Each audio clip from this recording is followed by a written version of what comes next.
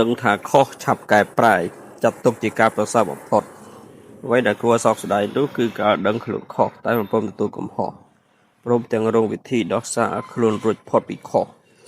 មនុស្សប្រភេទនេះមានច្រើនរំមិនអស់មូលហេតុដោយសារអ្នកទាំងនោះមិនមានការភាពក្លាហានគ្រប់គ្រាន់ក្នុងការទទួលកំហុសភាពខ្ពង់ខ្ពស់របស់មនុស្សមិនមែនសំដៅលើថាអ្នកនោះមិនធ្វើអ្វីខុសនោះទេការធ្វើខុសវាជារឿងពិបាកនិងជាវាងបំផុតតែចំពោះមនុស្សល្អមានគុណធម៌គេនឹងមានសេចក្តីក្លាហានគ្រប់គ្រាន់ក្នុងការទទួលស្គាល់កំហុស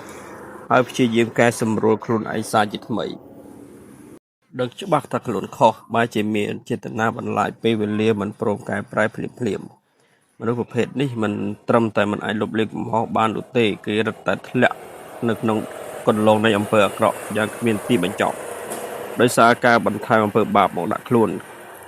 កាន់តែច្រើនឡើងនោះឯងតាមឧទាហរណ៍បើទទួលស្គាល់ថាការលួចជាអំពើរបស់មិនត្រឹមត្រូវក៏គួរតែឈប់ប្រព្រឹត្តជាដាច់ខាតកែប្រែខ្លួនជាបន្ទាន់ហើយអ្វីចាំដល់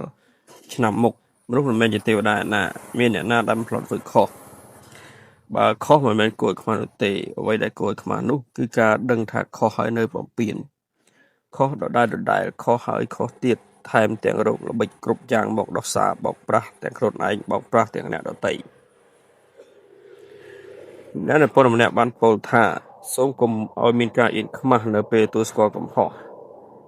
ព្រោះការទទួលស្គាល់កំហុសបញ្ជាក់ដឹងថាចាប់ពីពេលនេះទៅ